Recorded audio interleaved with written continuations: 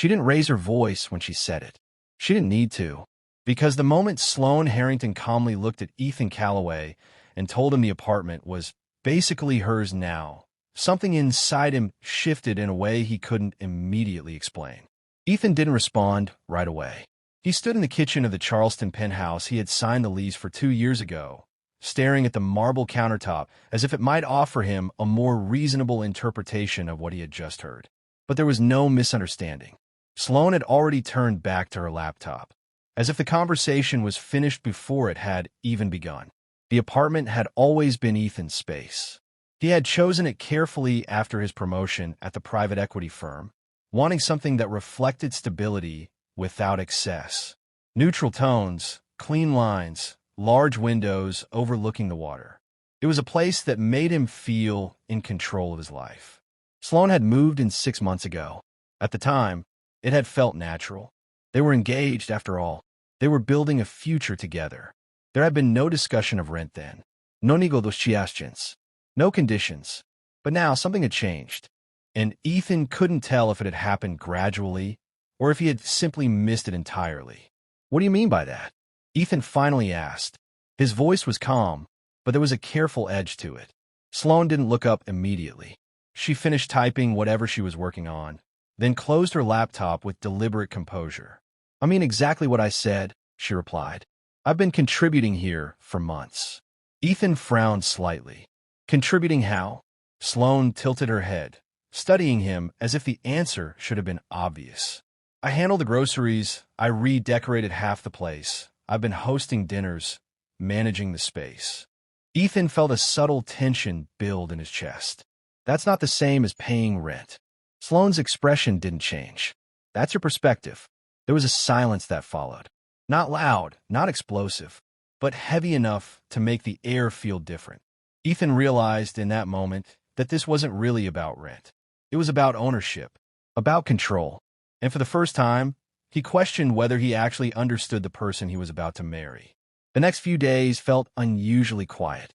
Sloane behaved as if nothing significant had happened. She continued her routines, her calls, her social engagements. But Ethan couldn't shake the feeling that something foundational had shifted between them. He started noticing details he had previously ignored.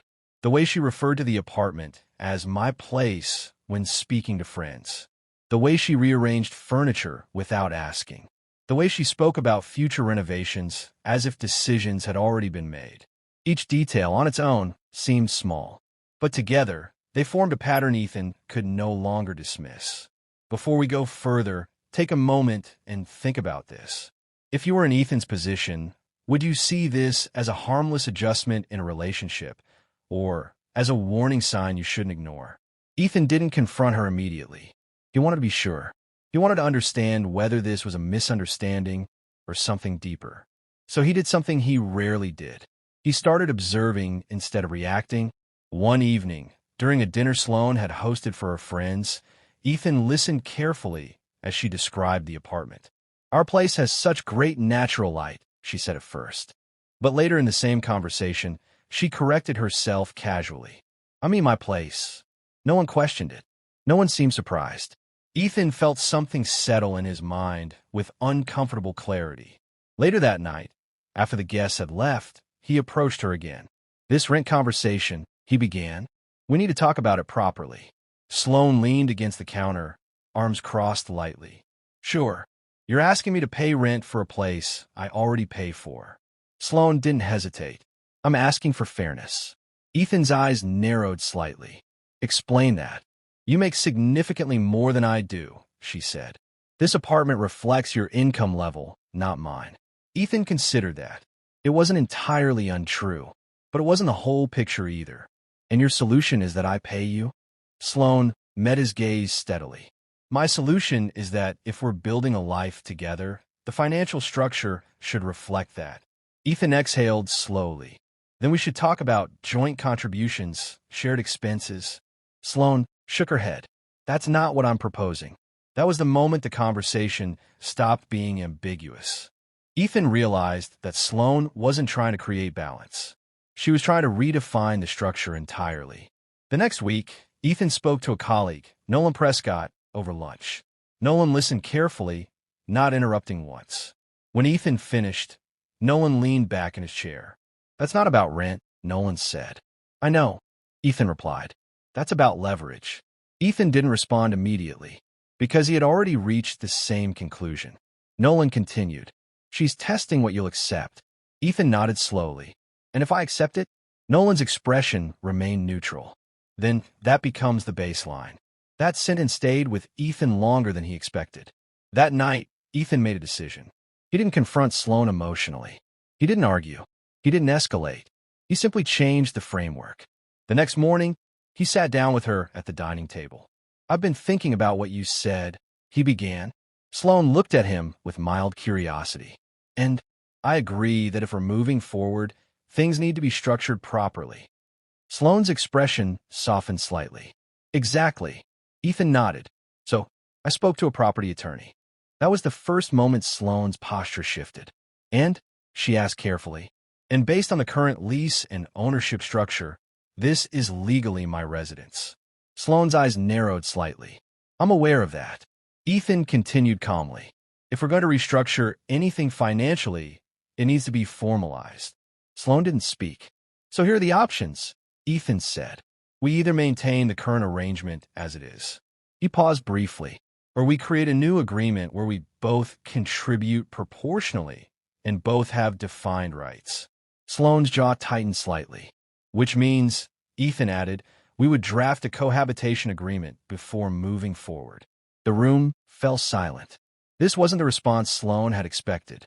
She had anticipated negotiation, adjustment, maybe even resistance, but not structure, not boundaries, not legal clarity. "Do you really think that's necessary?" she asked. Ethan met her gaze evenly. "I think clarity is always necessary." There was a long pause, and in that pause, something subtle but important changed. The dynamic had shifted. The conversation was no longer about emotion. It was about definition, and Sloane could no longer operate in ambiguity. Over the next few days, Sloane became noticeably distant. Not cold, not hostile, but careful, measured, as if she was recalibrating. Ethan didn't push. He didn't chase the conversation. He simply maintained the position he had set, because he understood something now that he hadn't understood before. Boundaries don't need to be loud to be effective. A week later, Sloane approached him. "I've been thinking about what you said," she began. Ethan nodded, giving her space to continue. "I don't think a cohabitation agreement is the direction I want to go." Ethan watched her carefully. "Then what direction do you want to go?" Sloane hesitated. "Not long, but long enough to matter. I think we need to reconsider how we're approaching this relationship." Ethan didn't react immediately, because he understood exactly what she meant. This wasn't about the apartment anymore. This was about alignment, and whether they actually shared the same understanding of partnership. Before we move to the outcome, consider this. When two people start redefining control instead of building trust, is the relationship still moving forward or already moving apart? The engagement ended quietly. No public fallout. No dramatic confrontation. Just two people recognizing that the structure they were building didn't rest on the same foundation. Sloane moved out within 2 weeks. Ethan stayed, not because of the apartment, but because he had finally understood something he had overlooked before. Compatibility isn't just about affection. It's about how two people define fairness, ownership, and respect when things are no longer simple. And sometimes, the most important decisions aren't the ones made in moments of emotion. They're the ones made in moments of clarity.